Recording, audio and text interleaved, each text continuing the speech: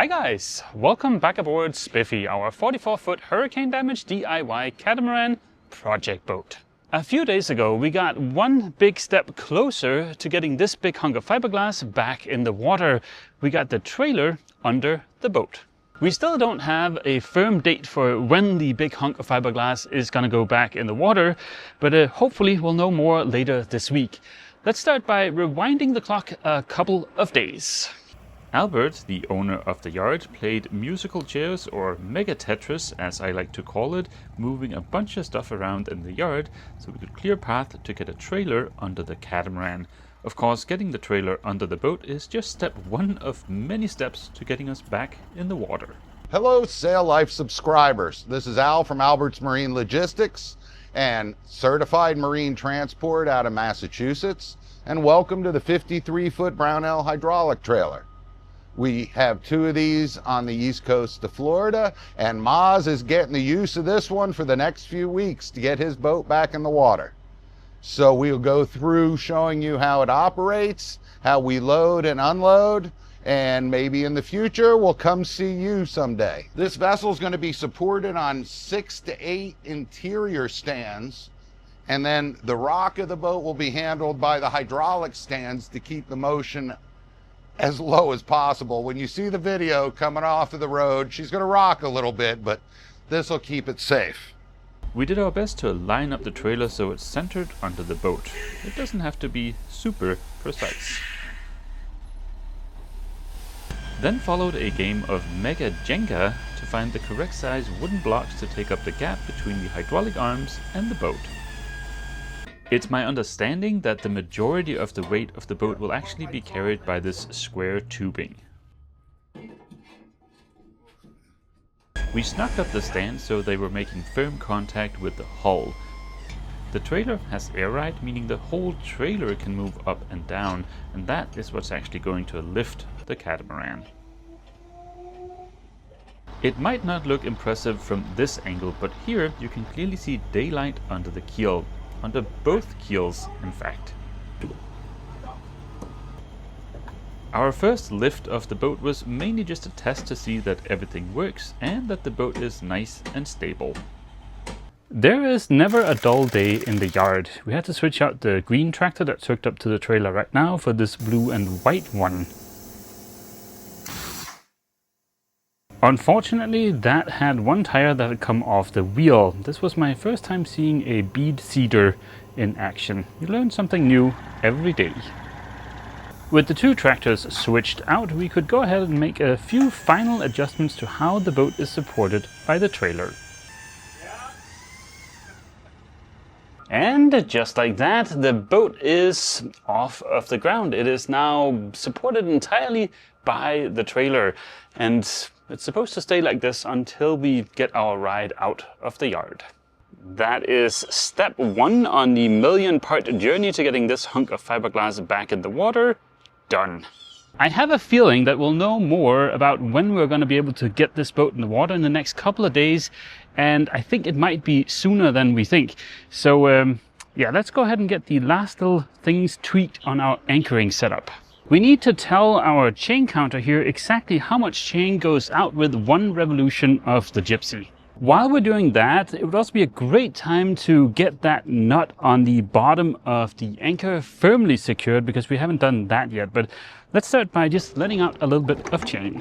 To measure exactly how much chain we put out with one revolution, I'll put a little dot on the Gypsy as well as a little dot on the chain, all in lining up with this edge here.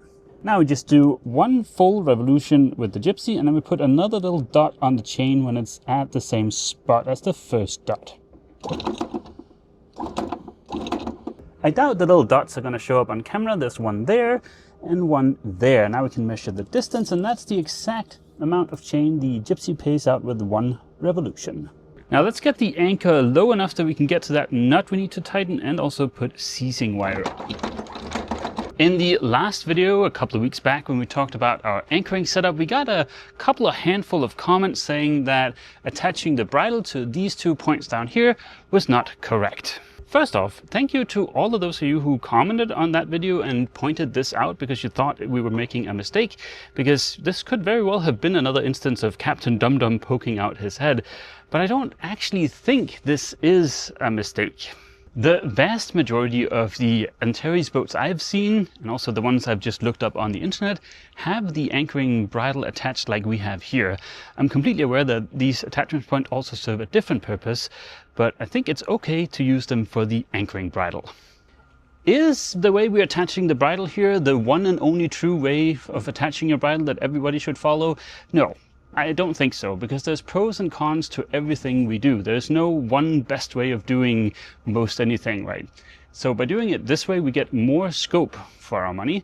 But by doing it this way, as our friend Jim pointed out, it can also be harder to cut the bridle in case you need to in some kind of emergency.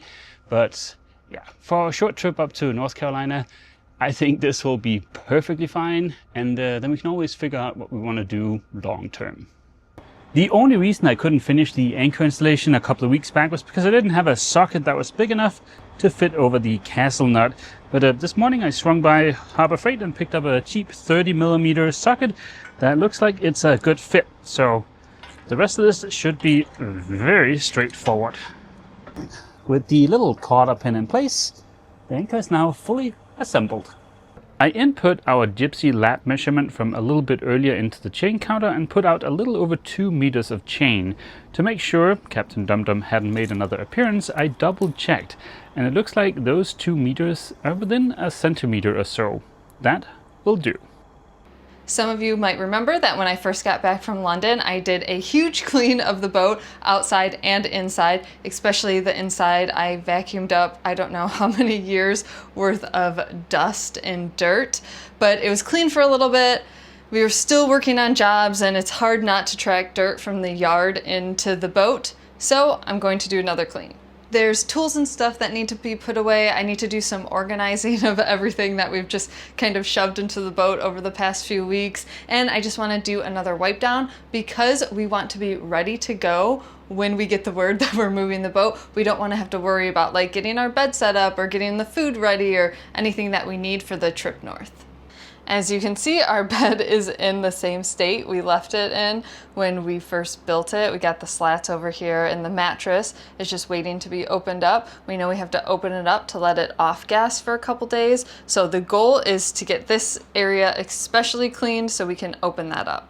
The galley is actually looking pretty good. I'm just gonna do another clean and then I can start setting things up.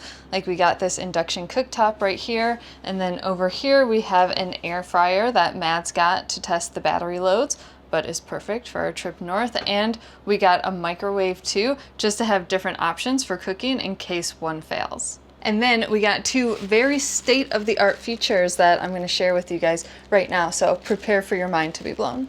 Meet our water jugs, and look, I love them so much. I got them on sale for like $2. Look how cute they are. I know this is the Sal Life content everybody has been asking for, but what are we doing with them, you ask? Well, one of them is going to be our little like water spout at the sink. We don't have running water, so we're just gonna fill this up and use it as a tap for cleaning our dishes, and this is where we'll be like brushing our teeth and washing our face and whatnot. And this one is the most important of all because this one's going to be used to make sun tea. The bathroom will also get another cleaning, and I also am gonna set up and test out our shower system, which is right here. We have this little camping shower pump that we'll be using with this black tub to try and get the water warm on the deck of the boat, and we will be setting it up right here. With the boat off of the ground, now it's also a great time to just get on the last little bit of anti-fouling. If everything goes according to plan, we should only be underway for a couple of weeks. That shouldn't really be long enough for any growth to start being an issue. The reason I'm applying anti-fouling is mainly if we get stuck somewhere and we have to sit for a little bit. At least that'll give us a fighting chance. For the most part, I got everything cleaned and organized, and as Mads said when he walked in, whew, it smells very lemony in here. So that's a good sign for me.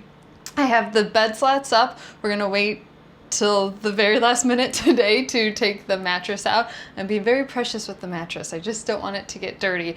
But first, I'm going to work on our shower system.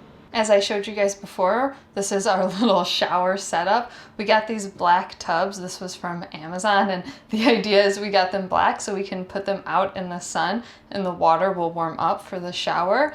And then we also got this on Amazon, and it's an electric shower pump. So let's open this baby up and see what we're working with. Instructions, we'll need those. Ooh, a little bag. It's the handle. Ooh. That's nice. Beautiful.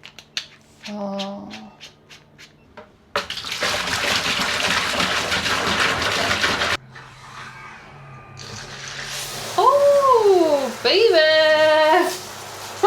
Wow, that's really nice. Ooh. Wow, you can lower like how much water you want, how like heavy the flow is. Oh, that's cool. Okay, there's a little knob right here. It turns on and off. This is actually really nice. So it tells you the battery percentage, it tells you the temperature of the water, and then it has, they're called gears, is what they say. So if you want the water flow low or if you want it to flow higher. I tried to hang it on the old shower holder, but it doesn't fit. So good thing it did come with this shower holder. It's really nice. Just has some suction cups, or you can put these hooks in and hang it from somewhere.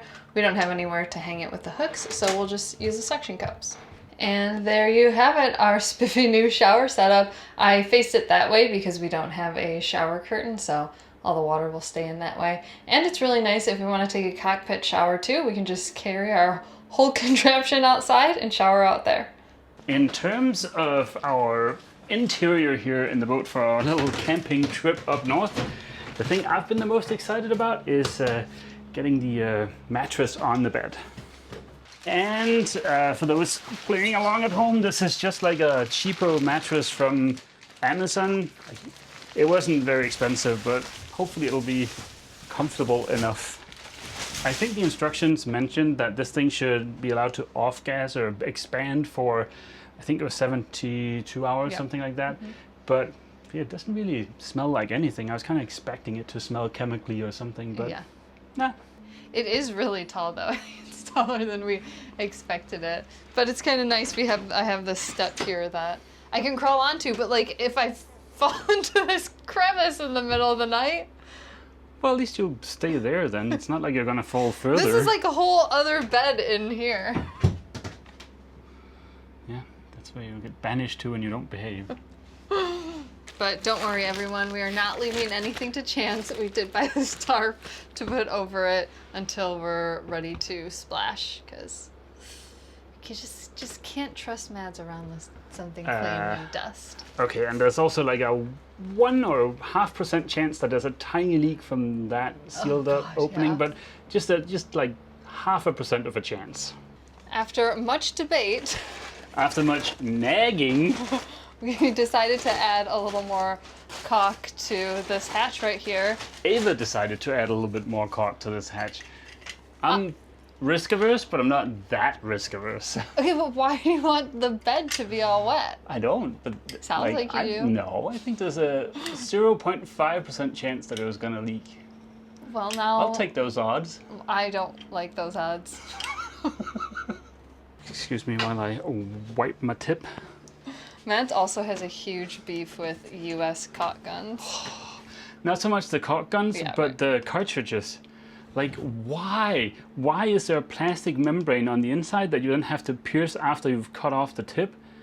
It's just absolutely pointless. And then the fact that the tips are not replaceable. The ones in Europe are much, much better.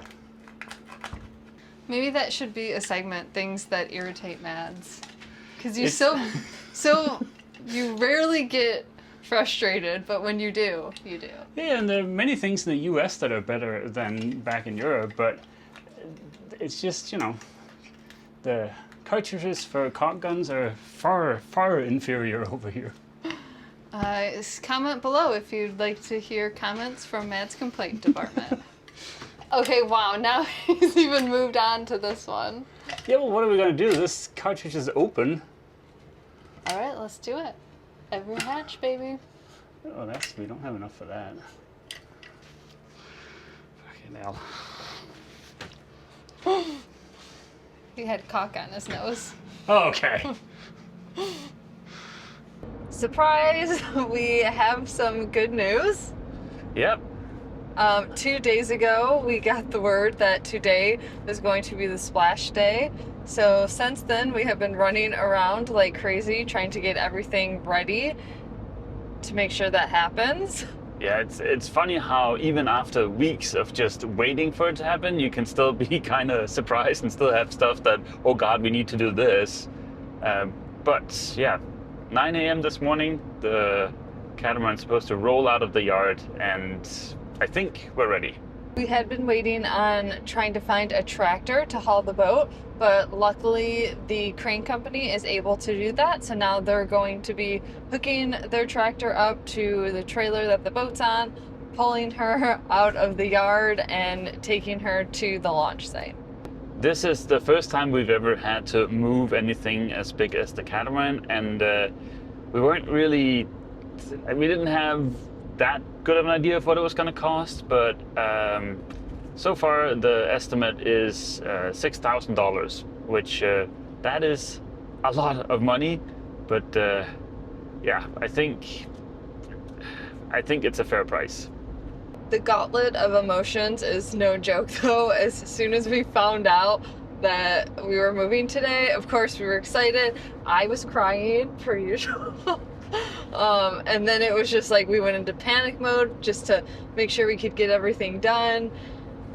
And yeah, we just keep like fluctuating between being excited and being like extremely nervous and terrified because she's a big boat. And also the reason it's slightly terrifying is because we don't know what the boat weighs, right? We have no idea what it weighs. But for the crane people, right, we had to give them an estimate of what the boat weighs so that they can suggest a crane to use, because the lift today to get the boat from the truck into the water is going to be a little bit awkward because it's at a boat ramp. So it's like a slow, like he needs to boom out pretty far to get water under the keels. And is she going to be too heavy for that? Nobody knows. What we've done is put only the necessary things inside the catamaran. Like we have a bunch of water and just like a bunch of our other bags and stuff that need to go in the boat. We're leaving that outside because again, we have no idea how much the boat weighs, and we'll just dinghy all that stuff to the boat once she's in and floating and we know that everything's okay. When we arrived at the yard, the crane company's tractor, as we've learned it's called, was already hooked up to the trailer, and a little before our 9 a.m. permit scheduled departure, the boat was moved to the front of the yard, leaving behind a giant spiffy-sized hole in the back of the yard. Getting the boat out of the yard was going to be a little bit of a squeeze with only a sliver of room on either side, as well as some low-hanging wires. With our police escort standing by, ready to make sure we had a trouble-free ride to the boat ramp, Spiffy inched her way out of the yard. As mentioned, getting out of the yard was a little bit of a tight squeeze, but also on the road to the boat ramp, we would have to make more tight turns and also go through several intersections. This is where the police escort really came in handy, with them blocking off traffic so Spiffy could keep on trucking even if we arrived at a red light. But apparently a train trumps a police escort. This was the only stop we made during the whole ride to the boat ramp. As we got closer to the ramp, the amount of traffic behind us started to become pretty impressive. My sincerest apologies to anyone that got stuck behind us Friday morning going down 518 over the bridge. Spiffy made it to the ramp without any incidents. Now this might seem like an odd place to splash a giant boat, but there are no travel lifts nearby that can handle a boat of Spiffy's size, so this is our only option without spending an obscene amount of money. Because we haven't painted the boat yet, the new tow rails aren't installed yet, and to take the load off of the flange on the deck hull joint, I wedged in some 2x4s, and without further ado, Spiffy took to the skies.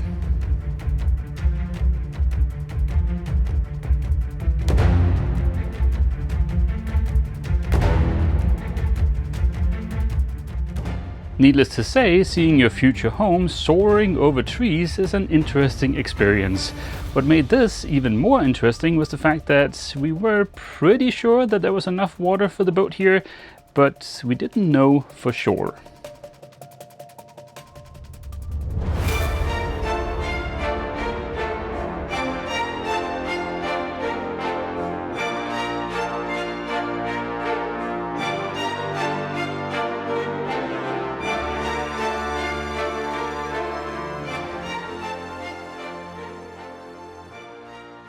Out of the slings, I carefully and slowly motored Spiffy out to deeper water and dropped the anchor.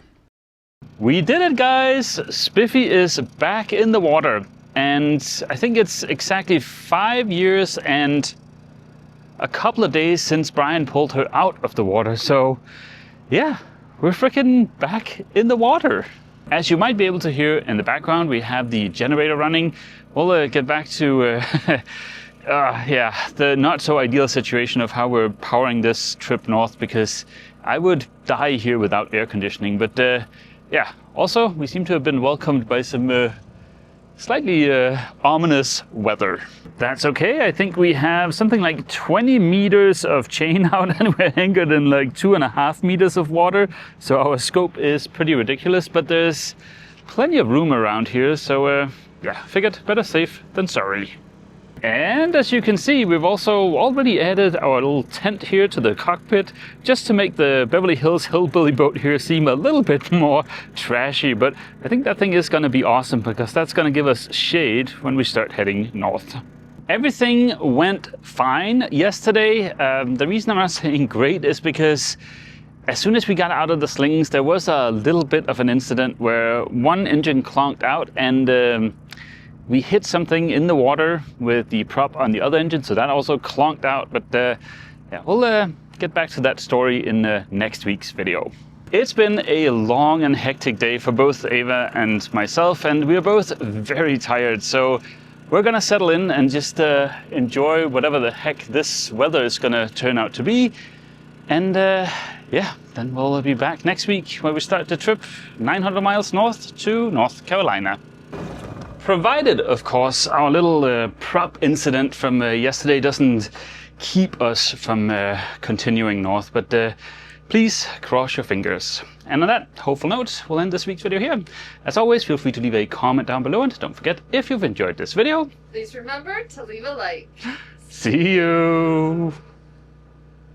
We did it. Oh. Freaking did it! Now, to bed. Yeah. Good job, boo. Good job, you.